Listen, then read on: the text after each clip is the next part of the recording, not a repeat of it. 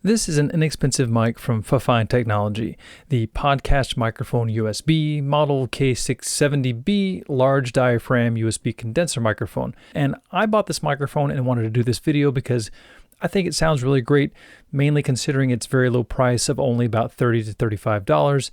And because it's one of the cheapest USB condenser mics out there that also has a very important feature that makes it so much easier and better to use, even over some very similar mics from FiFine Technology, and that feature is a simple headphone jack.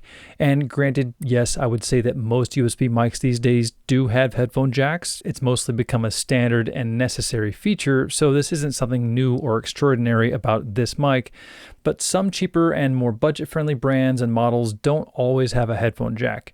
For example, this other FiFine USB condenser mic, which is also only about $30, the K670B, also sounds great, but does not have a headphone jack, and that means I can't monitor myself while using that model. I'll come back to that topic in a bit, but as I go through this video, you'll be hearing the unaltered sound of the FiFine K670B as I talk about the features of this mic, as well as a few general audio concepts when using mics like this, and why a headphone jack on your USB mic is fairly important. And real quick, the FiFine brand seems to be a budget-friendly brand, and since I've really only ever seen their products on Amazon or on their own website, some of their models come and go quickly. This particular mic, despite the fact that I only bought it a month before recording this, is currently unavailable, and that's what you get sometimes with budget brands, whereas brands like Rode will probably have their mics available for many years. But overall, I think you could still take away a few things from this video. Number one, the audio quality of FiFine microphones. They're really great for the low cost. And number two, I think you could also take away some basic audio 101 information like mic placement and USB mic gain structure and balance. So I'll press onwards, and who knows, this mic may become available again in the near future. So this is a fairly basic USB large diaphragm condenser microphone. It sells for about $30 to $35. I was able to pick it up for about $30, which is the main reason I wanted to get it, to test its quality and see if it's worth the low price tag. So if you're on a budget, maybe looking for a decent microphone and don't want to spend a lot of money, that $30 to $35 price point won't break the bank usually, and is still under half the cost of even something like the Rode NT USB Mini, which comes in at around $100. This is the second mic from FiFine that I own, and overall I think the mics from FiFine sound really good. I bought this mic as the standalone package, which comes with a few accessories, but you can buy this mic as part of a larger kit, which I'll talk about in a minute. And even though I'm currently using this mic mounted close to me on this boom arm, the basic mic kit that I bought does not include this boom arm. I already owned it, but looking back, I probably would have bought the entire kit, which again, I'll cover in a bit, but for now, let's talk about and walk through the basic mic kit itself at that $30 to $35 price mark. But I'll go ahead and move this mic onto its included desk stand and continue most of the video that way so you can hear the sound quality you'll get if you use this mic as is. Hang on. All right, so there, I've got the mic now mounted on its desk stand, and it's about 12 to 13 inches away from my voice. So the basic mic kit comes with the microphone, of course, which has a USB-B port on the bottom for its connection to your computer, a small round base stand, a mic clip which holds the mic and has a 5/8 receiver to mount it to the stand, a 5/8 to 3/8 adapter to mount the mic to different thread sizes on different stands, and a USB-B to USB-A cable. The mic is fairly simple. It has a single volume knob at the front that controls both the mic gain as well as the headphone volume. So because of that, you kind of have to use the knob in conjunction with the system controls on your computer to get proper input gain for your software, as well as a good level in your headphones. Some other USB mics have a separate monitor mix knob, or their single knob doesn't affect mic gain all the time, but since the K670B single knob affects both headphone volume and mic gain into the computer, you just have to listen with headphones and watch your system preferences at the same time. I'll go through later how to properly control your gain level while keeping your headphone volume where you need. There are no other knobs or switches on this mic. It would have been great to see a low cut filter to cut out some of the low frequencies, but alas, no other EQ filters. And as you can see, it does light up blue when plugged in, a feature that I wasn't expecting and a feature that you may not like, but at least it lets me know that the microphone is powered on. And yes, I did say USB-B for the USB connection on the bottom of the mic. USB-B is the slightly older and larger style USB connection and cable, but it still works just fine. It would have been nice to see a USB-C port on the mic instead of USB-B. There's nothing wrong with USB-B, it's just becoming less common. As far as the included USB cable goes, since it is a USB-A plug on the other end, if your laptop only has USB-C connections, maybe like an Apple MacBook Pro, you'll either need a USB-A to USB-C adapter, or you can actually purchase a USB-B to USB-C cable, which is normally what I prefer so I don't have to run a very important microphone signal for my meetings and recordings through a small adapter. The included stand is just okay. It does the job of holding the mic. It does have a bit of weight to it, so it feels secure. However, small stands like this aren't my favorite because they basically require and expect you to put the microphone on your desk like I have it now. And that can put the mic too far away to capture good audio depending on your desk setup. It works well for me since I have my keyboard on a pull-out keyboard tray and can therefore pull the microphone right up to the front edge of my desk and get it closer to me. If you place this mic or any mic further away, that can lead to you not capturing the best audio and then maybe blaming the microphone itself instead of remembering audio basics and knowing that you'll get a more isolated sound of your voice if you're able to get the microphone closer. But if your room isn't too reverberant, like my home office here with carpet and lots of soft goods and some sound panels to help absorb the reflections, then this type of mic can work well on your desk if needed. Keep in mind, though, that placing any microphone on your desk usually means that the mic will pick up unwanted and distracting vibrations from your desk, especially if you use your keyboard during your meetings or are messing with anything on your desk, like cups of coffee. If I even just kind of barely tap the desk, you can hear those taps being picked up as vibrations through the microphone stand into the microphone. So if you type heavily or accidentally bang your desk or mess with items on your desk, most any microphone sitting on your desk will pick up those vibrations and you'll hear them in the recording or the meeting. That's generally not something you want to be heard in your audio, but with just a desk stand, it's almost impossible to prevent it if you do bang your desk or, again, type kind of heavily. Often you can reduce some of those low-end bangs and rumbles with EQ or equalization, often in the form of a low-cut or high-pass filter that is included on some microphones. But as I said, this microphone does not have any of those features, so if you just use the mic like this as is, just be aware of those aspects and try to keep unwanted bangs and desk vibrations to a minimum. But luckily, with that headphone jack on the mic, you will be able to hear those unwanted bangs and rumbles when using headphones and can hopefully avoid them. Adding a shock mount would also greatly reduce the amount of vibration noise that gets into your audio, but the basic kit does not come with a shock mount. And the mic does not come with a pop filter, which would help reduce any breath or air noise from hitting the front of the mic, but it performs decently well without one if you're not right up on the mic. But you can always pick up a slip-on pop filter like this one, or any of the gooseneck style pop filters. So if we slip this on, there. I kind of like these slip-on style for these style mics because they are just physically smaller, and when you have the mic closer and using a pop filter, these don't cover your face as much. Whereas larger pop filters, like this one, if you have this up on the mic, it's going to cover up potentially more of your face to your audience. And sometimes I just don't like that, so I do like the slip-on style, again, for their compactness. But since this mic doesn't come with this, I'll remove it for now. As I said, you can also purchase this mic as a kit, which is $50 total at the time of recording this video.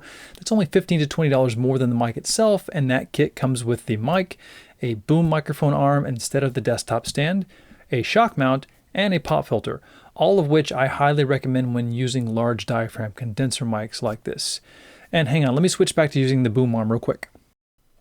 Check, check, 1, 2, there we go. All right, now granted, I do not have the shock mount for this mic, so even with a boom arm, any desk vibrations will still usually move up your boom arms and into the mic. So it's a little better, but it would be even better with a shock mount around this mic. But the boom arm does a little bit better job of isolating the microphone versus the small desk stand in the basic mic kit. But a dedicated shock mount is great because it isolates and cushions the mic so those vibrations are absorbed by the rubber banding of the shock mount and not transferred up to the mic, regardless of whether you use a boom arm or a desk stand. And of course, when using any mic up close to you, a pop filter is always a good idea to cut down on your breath potentially hitting the mic and distorting it. Since I don't have a pop filter, I've just put the microphone slightly off axis of where my voice is going, so it still captures my voice but doesn't capture any of my breath hitting the mic directly. And of course, a mic boom arm, whether you get it in the kit or separately, allows you to position the mic a lot more freely and a lot more closer to you versus only on a small desktop stand sitting a little bit further away on your desk. So I think the kit is the much better deal. It includes just about everything you really need to position the mic well and keep unwanted sounds out of your audio.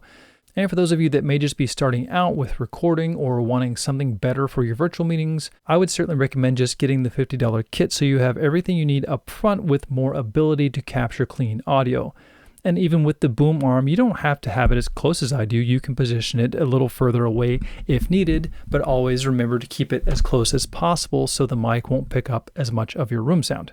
And I did encounter some digital noise if I had my cell phone near the headphone cable or the USB cable, and that noise did get into the audio that was recorded. And that's not uncommon. There are lots of wireless signals with our mobile phones, so just keep your phone away from your mic and cables, and you should be just fine. That's the general overview of this mic. I think it sounds really great. It's very inexpensive and a great first mic if you're just starting out. And I think any of the microphones from FiFine will give you very similar and good sound quality. And if you want to stick around, I'm going to go through why having a headphone jack on a USB mic is almost a necessity. I'll go through how to set up this mic with your computer for the best experience. And I'll talk about a bit of a quirk with the way this mic works for input, output, and headphone volume control that works just a bit differently than other USB mics. So let's revisit that headphone jack real quick. When you're shopping for a USB microphone, specifically for your virtual meetings or calling into a live stream via vMix call or any other live virtual meeting presentation, having a headphone jack on your USB microphone may be something that you overlook, but having one on the mic means that you can monitor yourself or hear yourself in real time in your headphones as long as you use the headphone jack on the mic itself. And if you simply go for one of the cheapest options for USB mics, some budget models may not always have a headphone jack, so you can't monitor yourself very well with those mics. Again, this very similar mic, also from FiFine, is one of the first USB condenser mics I bought because it was cheap, but it does not have a headphone jack, which is just something I didn't think about at the time because I was primarily using it for recording and not having live meetings. But the ability to monitor yourself and hear yourself in real time through headphones while you're speaking is an important aspect of a microphone or of a virtual meeting audio setup that everyone should really consider. Because as I've said in many videos, we really don't want the return meeting audio amplified out of any speakers near our microphone. Otherwise, your microphone will hear some of that amplified audio and get recorded or fed back into the meeting. And that could result in either a ruined recording or problems and disruptions in your virtual meeting. So wearing headphones is always the best option for those situations, and I'll put a link in the description to a few ways to still look good while wearing some sort of headphones. But often people don't think about needing to hear themselves while they're speaking, but that is an important aspect of being able to speak clearly and with confidence. If we choose to wear headphones and we can't hear ourselves speak using those headphones, it can make it very difficult to judge the volume of your own voice. And you may just think that you can use a USB microphone, but then use the headphone jack on your laptop and just hear this mic that way, but that's just not the case most of the time. Most computers don't and can't automatically send the signal back to the laptop headphone jack. And even though you can do this, it requires fairly extensive knowledge of audio software to be able to set that up. And even then, there can be a delay or a latency of your own voice back to your ears, and hearing yourself back on even a short delay can make it pretty impossible to keep speaking. So the only way to wear headphones while using a USB microphone and hear yourself in real time is to get a USB microphone with a headphone jack directly on it, because that typically means that the USB mic has what's called a direct monitor feature and should be able to send your voice back out of its own headphone jack in real time so you can hear yourself and speak with confidence. And again, this has become pretty much standard on most USB mics, but there are still some out there in the budget category that don't always have them, so just look for that. Of course, in addition, just about any USB mic that has a headphone jack means that it also has a digital output that the computer can use, which means you can route all of your computer audio back out of the headphone jack of the mic instead of out of your laptop speakers or any other speakers attached to your computer. This is, of course, how you would be able to hear yourself as well as your other meeting attendees. Now, because this mic only has that single volume knob on the front, And because of the way that the digital inputs and outputs work with this mic, it can take a bit more time to fine tune what you hear in your headphones if you want to hear yourself as well as your meeting audio. Unfortunately, it's not as simple as just using the volume knob on this particular mic. When I'm using USB mics like this for virtual meetings, I typically will set the entire operating system audio output to use my USB mic's headphone jack. And I'll usually just then set my meeting software to use the same output that I've set my entire system to. That way my meeting audio goes to the headphone jack on the mic, which you'll obviously need to do to be able to hear your other meeting attendees. But also, depending on the mic, if you set your computer output to use that headphone jack as its main output, you can then most often use your volume controls on your keyboard to adjust the level of the computer audio going to that headphone jack. So if the meeting is too loud, I can just use my computer keyboard and turn down the volume going to that headphone jack. And that's the way this mic works, kind of, but there is one caveat that works a bit differently on this mic. If I set my computer output to use the K670B, I can then hear any audio my computer outputs. So if I play a YouTube video or have a virtual meeting or any of my system sounds, my computer will then send all the sounds to whatever I've chosen. If I've chosen this microphone, then all of the audio will come out of this headphone jack and therefore into my headphones. And of course, then, like I said, I can use my volume here on my keyboard and adjust that up or down what I hear back from the computer. Great. The bad news is that on this mic, when doing that ability to change the output volume with the keyboard controls also changes how much of my own voice I then hear. But if I try to compensate by using the volume knob on the microphone itself, that will also turn up the input gain of that mic to the computer. That's not typical on most USB mics. Usually this direct monitor feature isn't changed or altered when adjusting the volume on the computer itself. For example, my Rode Video Mic NTG or even the smaller Rode Video Mic Go 2 is similar, where I can send all of the operating system audio out of the headphone jack of the mic itself and use my keyboard to adjust the overall computer volume so it's not too loud in my ears. But on the Rode mics and most other mics, that keyboard adjustment does not alter my own direct audio from my own voice back to the headphones. So back to the K670B, you'll have to do a little extra work to balance between your direct audio from your own voice, your mic input gain, and the audio being sent from your computer. It's completely doable with this mic. I do wish it worked a bit differently, but it is a budget option, and that's just what you get with budget mics sometimes. But trust me, anyone can do this as long as you understand how to balance between gain, avoiding distortion, and making sure it's not too loud for you. So first things first, I'll set my computer audio output to use my FiFine K670B, and I'm on a Mac, so I will go up to the menu bar and drop the volume icon down and select the FiFine K670 microphone as my main output. And now all of the audio from my computer will go to this headphone jack so I can hear YouTube videos, or more importantly, my meeting audio coming out of these headphones plugged into that headphone jack. And of course, by doing that with this mic, and like most USB mics, we now have volume control of the master output of the computer to that headphone jack using the keyboard here. And we can see those adjustments there on screen. Again, one of the only negative features I think of this mic is the fact that volume control using the keyboard does affect my own voice going to my headphones. Again, that's not typical of most USB mics. It's just a feature of this mic with the way it was designed. So my workflow with this microphone is obviously I will set the master output of the computer to use the K670, and then I will hop on a meeting and start to hear some of the audio from other people speaking, and I will use the keyboard to set a basic level, usually around 30 to 50% using the keyboard.